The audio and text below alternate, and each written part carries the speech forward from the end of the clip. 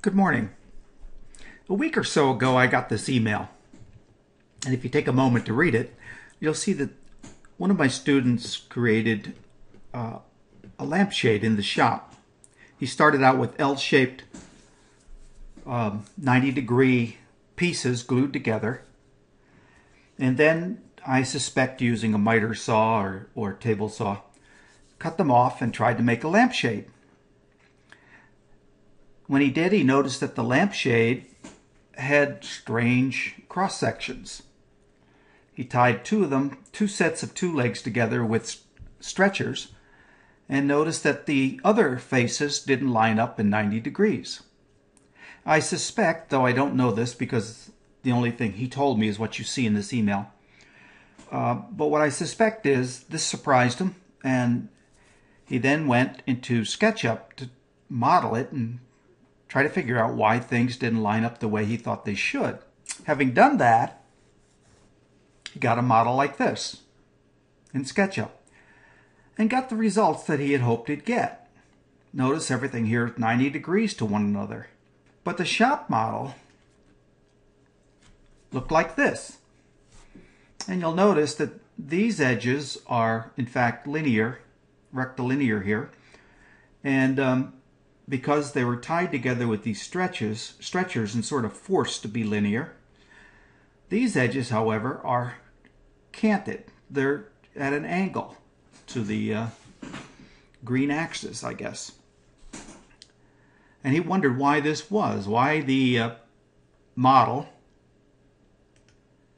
in SketchUp didn't agree. And of course, that's what he asked me to he said, "Can you please help me translate the SketchUp model into reality?"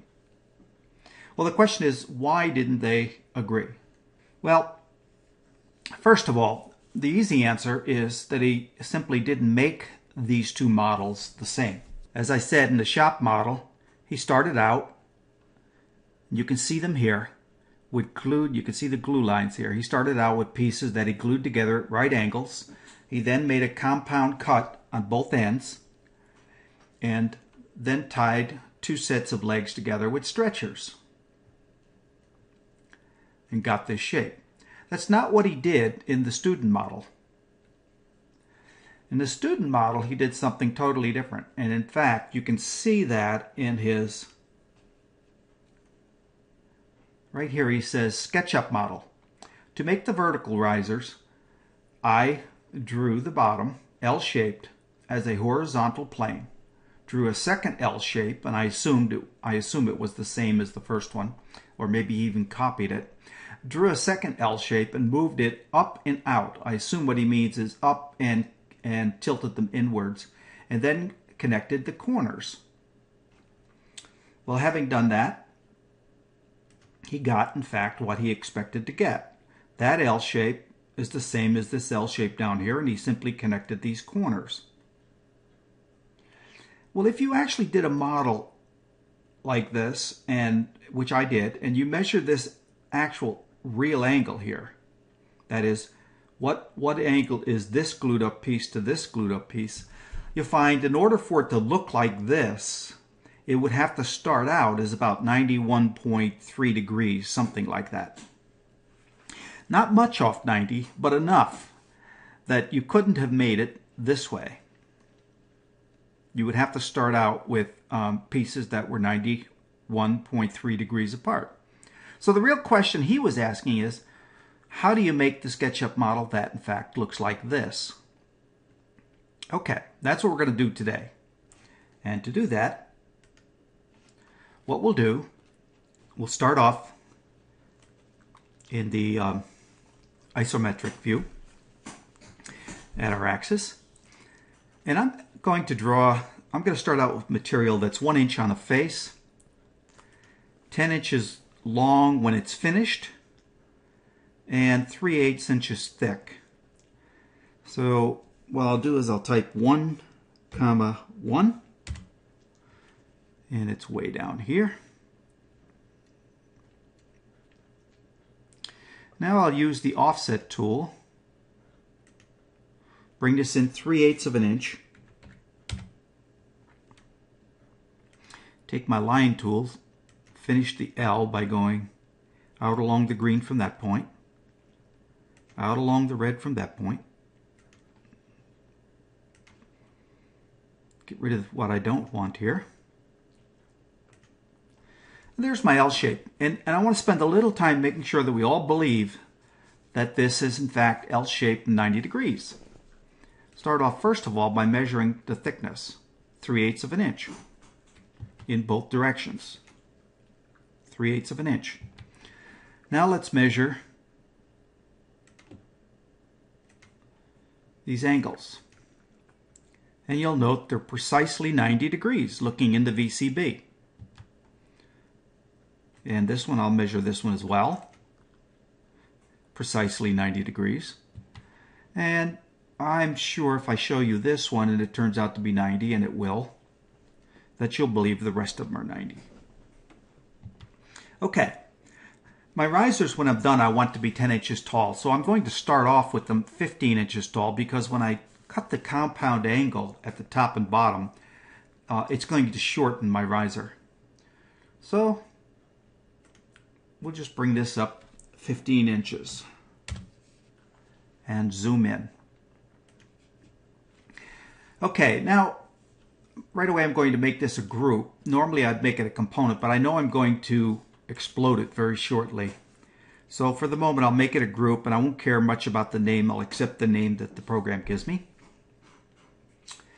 And I'm not going to tilt it, at least not at this point.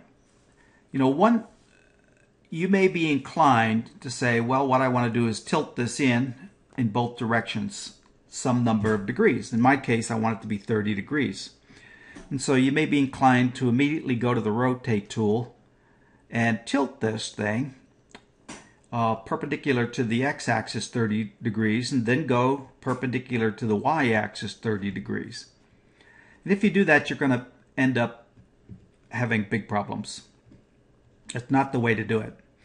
And I can assure you, if you do it offline, rather than take a lot of time here, what I would encourage you to do is two things. One is rotate this, and I'll use the shift here to maintain my protractor orientation.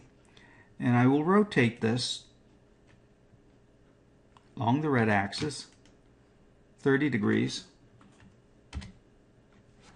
And now what I'd like to do, or what I imagine I'd like to do, is go over here and rotate backwards 30 degrees. But I've got two questions right off the bat. Do I use this plane that is now the left side of the leg tilted toward the red axis by 30 degrees? Do I use that plane? Or do I use the plane that's perpendicular to the red axis, which would be a red protractor? And in order to get it, I'd probably have to create a face that's perpendicular to the green axis to get it. Well, both of those would be wrong. I'm going to let you prove that to yourself, but I will guarantee you both of those would be wrong. So what I'm going to do is show you how to do it right, and let you figure out why it would be wrong to do it the other way. Okay, first of all, I want to rotate this back here. Let's go back. All right. So what I'm going to do is take the Protractor tool, get the green orientation of the protractor, hold the Shift key down, click on this vertex right here, come out to the red axis, and then up 30 degrees. I'm going to do the same thing over here, only this time I'm going to use the red orientation of the protractor, come along the green axis, and up 30 degrees.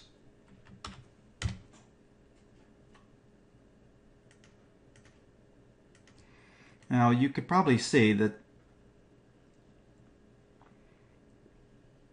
those angles are oriented along the axis in the Well, this one here would be in the blue-red plane, and this one is in the blue-green plane. Now, from your high school geometry, you probably remember that any two lines form a plane. And that's the case here. This line and this line form a plane. And that's the slicing plane I want. Now I need a face, and in order to get a face that lies on that plane, I need to use the other equation for a plane, and that is 3 points. Any 3 points to form a plane. But since I want to create that face using those 3 points, and I want it to be on the plane that these two lines form, I'll have to start out with points that are on this plane. It's easy to do that. I simply take the line tool, and I start out where these two lines cross. They cross here because that's where I started them. Then I come up here until it says on line. I come over here until it says on line, and then I come back and click here. And notice now I have a plane. In fact, if I choose it, I'll see all of the blue dots. And that's because I started out with points, this point, and this point that are on those lines. All right, so that's my slicing plane. And I want to click on it twice. Once, twice. And notice when I do, I get not only the face, but I get the lines, its perimeter. What I'm going to want to do now is move this slicing plane down to 2 places along my riser. I'll start off just moving this down along the blue axis and the edge of the riser until it completely encompasses the riser. And I click. Now what I want to do is move a copy of that slicing plane, not the slicing plane itself, but a copy of it. So I'll hit the Control key. And I'll move that one down along the blue axis again. And I'll type 10, enter. And that'll separate these two planes by 10 inches. That gives me the 10 inches that I wanted the lampshade to elevate above the ground plane. And I'm going to cut the riser off at those 2 points. The easiest way to do that is to first of all select the riser, explode it, triple click. Let me get rid of my construction lines first. Now I'll triple click on the riser, and notice it selects the planes at the same time because they share an edge here and a point. They share these points. So everything is now selected. And I can use my old friend, intersect with model or with selection. And I'll get rid of, now I'll erase the things I don't want. I could start down here.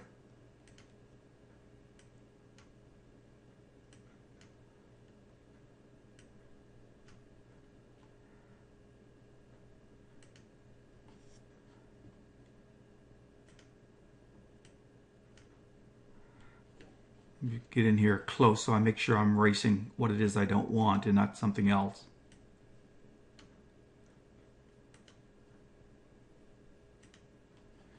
Let's examine this real close before we go any further.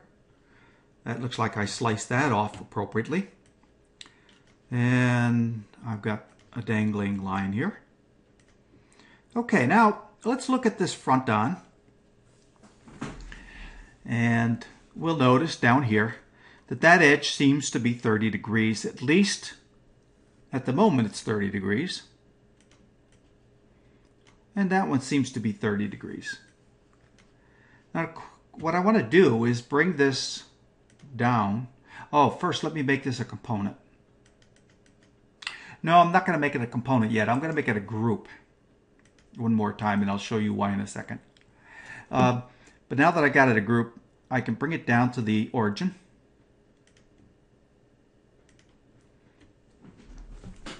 And now I need to rotate it. And I need to rotate it such that the face on the bottom here.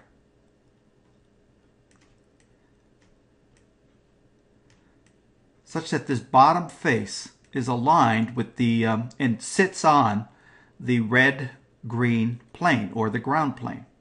That's what we want risers to do, sit on the ground plane. Well, first thing I can do is I can rotate it 30 degrees here.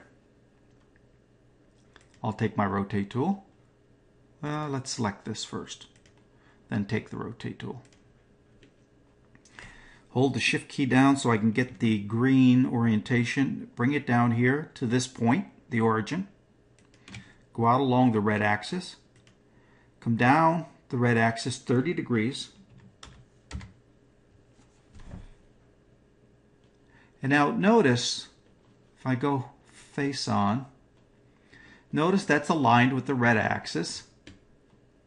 This here is just the outline of the group. That's aligned along the red axis.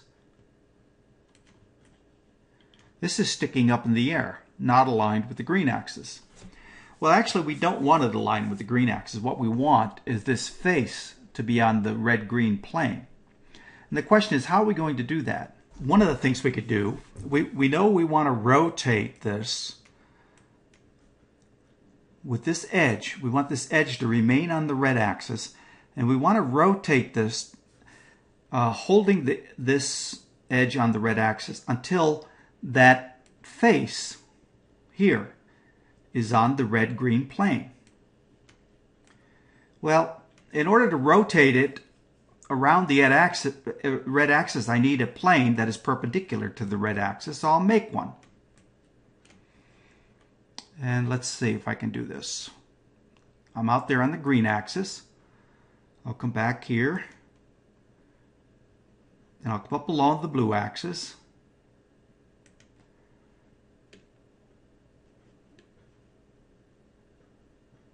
Out along the green axis and down again. And I've created a plane. Now that plane has as its normal the red axis. In other words, the red axis is perpendicular to this plane. I still have the riser selected. So let's use the rotate tool now. Oh, wait a moment, I can't do that yet. One other thing I have to do. I can't rotate this specific edge 30 degrees. In fact, I don't know what the angle of rotation is going to be. But one way to find out is I'll project this point on this plane. How do I do that? Well, I'll take this tape measure tool, go to this line, and go right back to it again, so it's got a 0 displacement from that edge. That means it actually goes through the edge. And when it goes through that edge, it also goes through this plane. Okay? So now I have that point, that line and that point projected on this plane. All right, now I'm going to take my rotate tool. Oh, before I do that, let me just take the Protractor tool and show you something. I'm going to hold the shift key down so I have the red orientation. That's the plane. That's the blue-green plane that is normal to the red axis. I'll click down here. Then I'll click here to that intersection point of the plane and this projected line. That gives me a projection on the green blue plane. And if I bring that down to the green axis and look at the VCB, it says 26.6 degrees.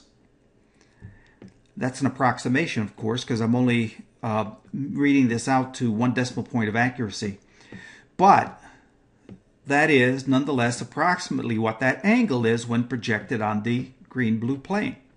And that's what I want to rotate it to. Now, I can't rotate it to 26.6 degrees because, like I said, that's an approximation.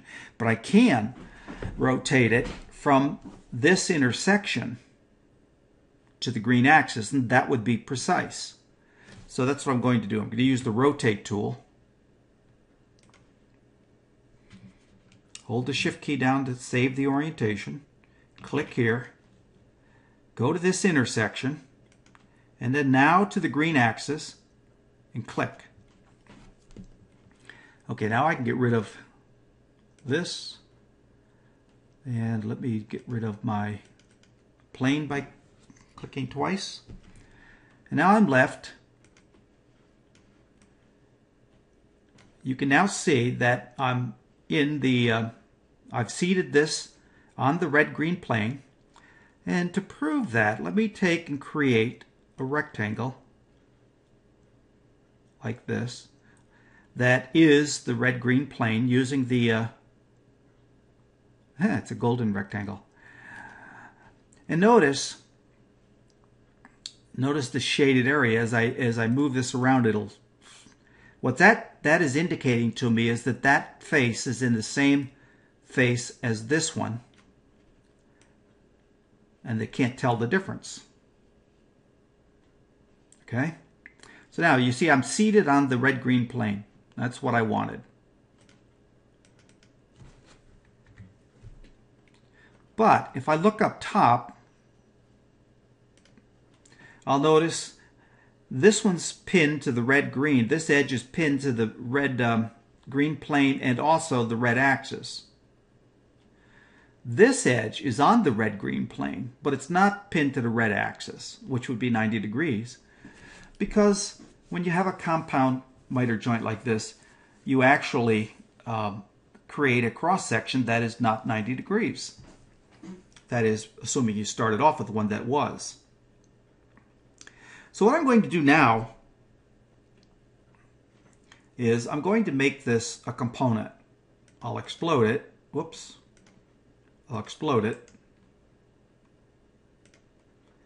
Now I'll make it a component, and I'll call it riser.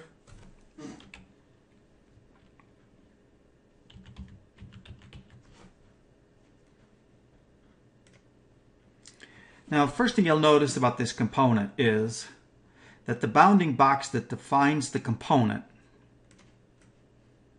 is big. In fact, that bounding box will later give us trouble because if we want to do a parts list, this will not give us a good representation of how big or how much material I need to make this. But I can fix that later. Right now I want to just get the component right so I can do things like flip along and rotate and have the component oriented right. So for the moment I'll just let it sit like this. Okay. Now of course what I want to do, I want to create something that's going to look like our picture. And that's, whoops. So let me go like this. Okay. What I'm going to do is I'm going to say I want these spaced, about 3 inches apart. I should have been looking at the top view. Okay, I'll take this edge.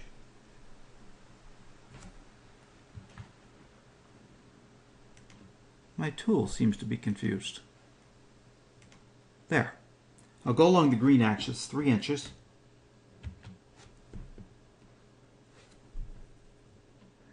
And this time I'm going to go from this point out 3 inches.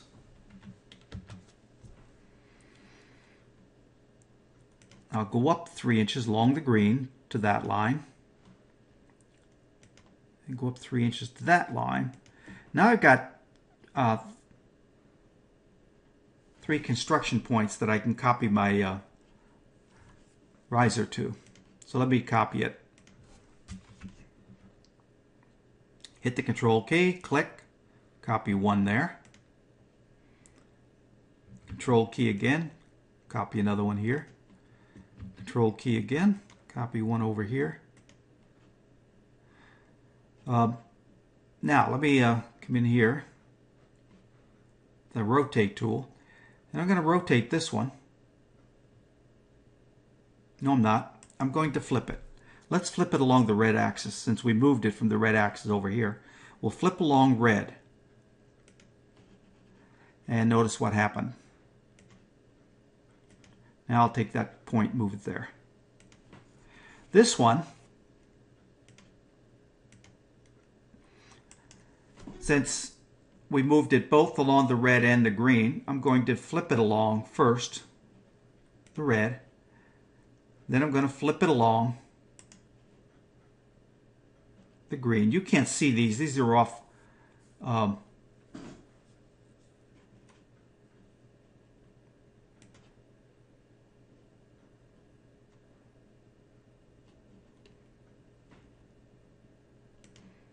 off screen, but trust that that's what I'm doing. And finally, I'll take this one and flip along, this time only the green axis, and move it into place.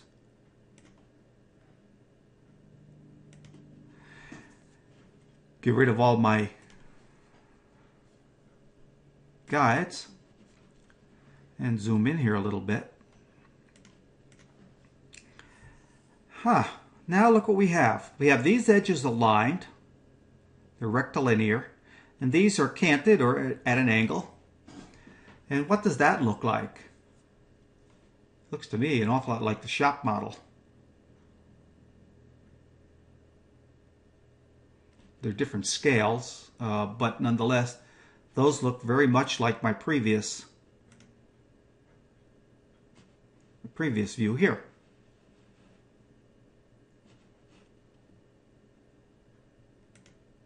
See the similarity?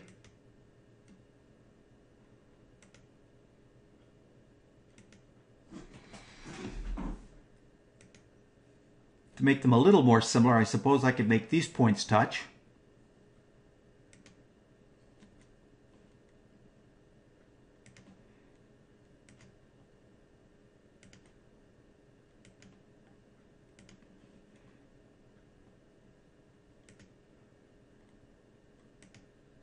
Now those are pretty much the same view.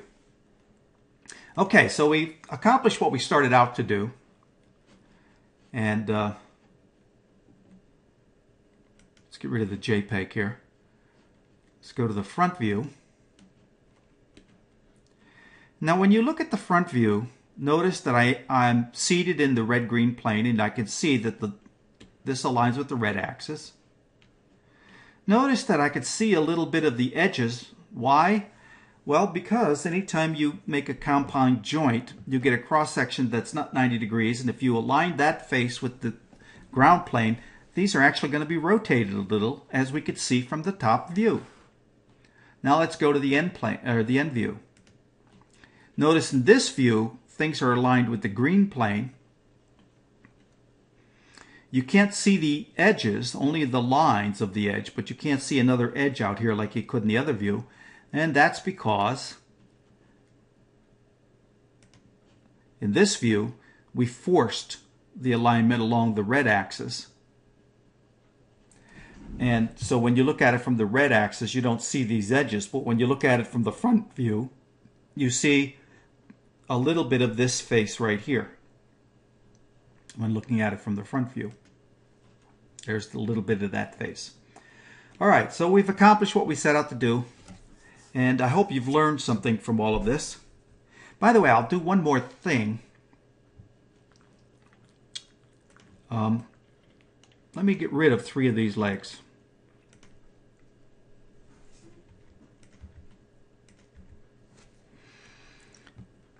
Suppose I'm going to look at the top view here. I'm also going to move the riser down to the origin again. And now suppose I want, if I were to draw a line from that point to that point, what I'd like is for that line to lie on a 45-degree angle from the red-blue plane or the green-blue plane. How would I do that? Well, first thing I'll do is I'll create a construction line that runs through those 2 points. So I just create a construction line with 0 displacement. And now I can get rid of this line.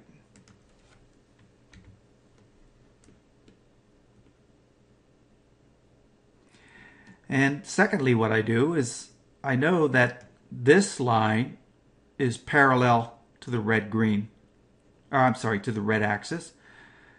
So I'll use that knowledge. I'll use the blue orientation of the protractor.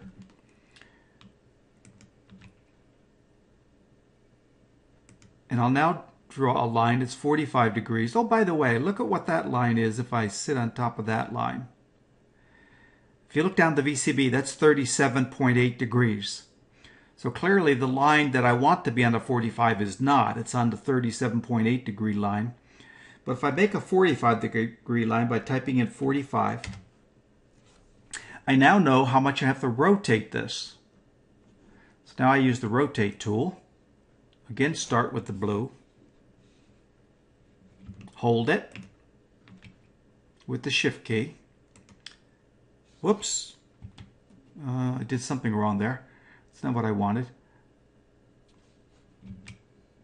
There we go. I want to come to... I'm having problems with my shift key here. Let's do this again.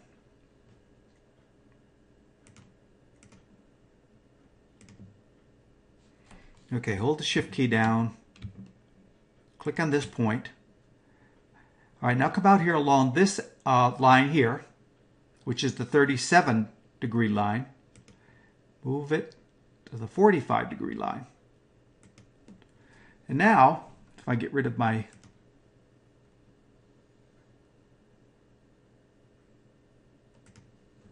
If I look at it from the top, now I get the orientation I would expect to get. What I may want to do is reorient this to the axis. Now there's one problem. Remember I told you the component here, while I've solved the problem of it being symmetric around the red-green orientation, my component still has this big